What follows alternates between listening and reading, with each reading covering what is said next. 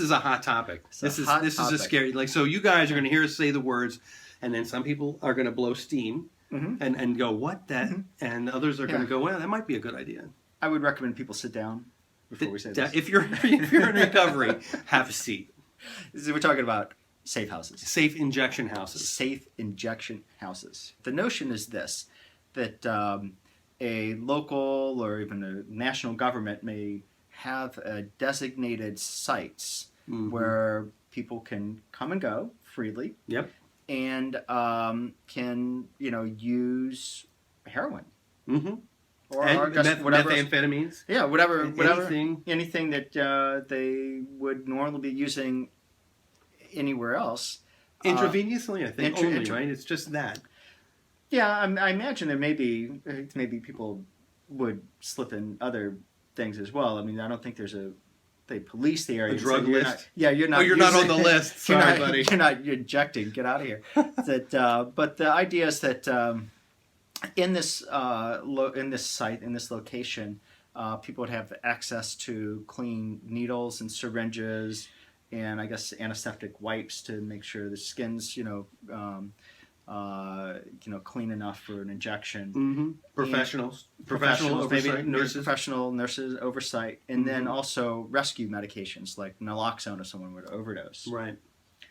That's and this is government funded. Government funded, right? Probably I'm sure there's probably people are paying tax dollars, right, for this.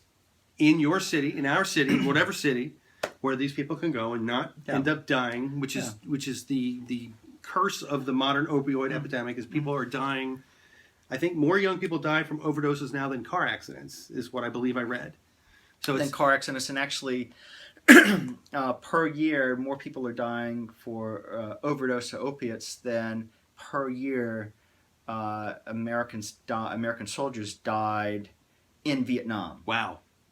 So the death rate exceeds the death rate of war. That's the actual Vietnam level war.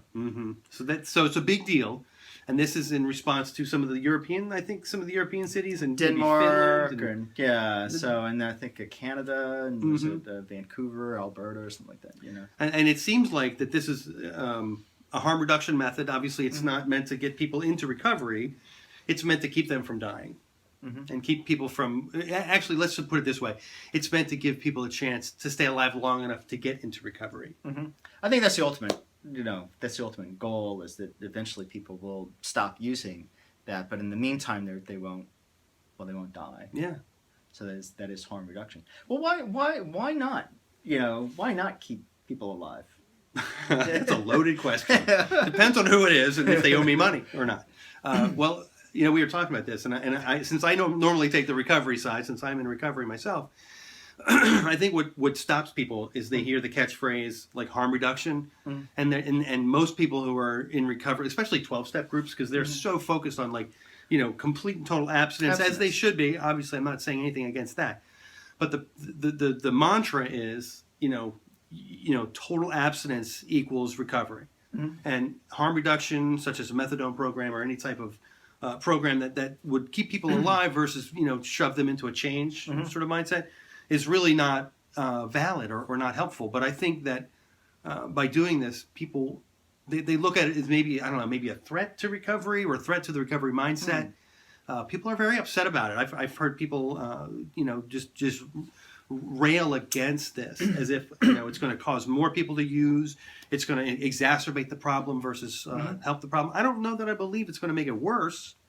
I certainly would rather people not die. I mean, I know so many people in recovery who are the smartest, most amazing, capable individuals in my life that I've ever met. And if they would have died, then the world would be without those productive people. So. Yeah, or, on the other end, I know people who have died.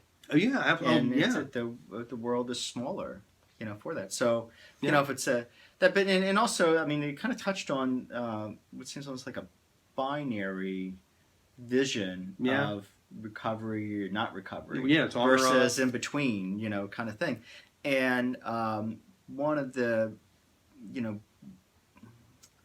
I wouldn't say vision, but an approach that's gaining a little more traction in the addiction treatment world, The clinical side. clinical side, has to do with this notion of the shades of recovery. Mm-hmm. You know, Sort of so- like the spectral approach. Yeah, and obviously trying to move people to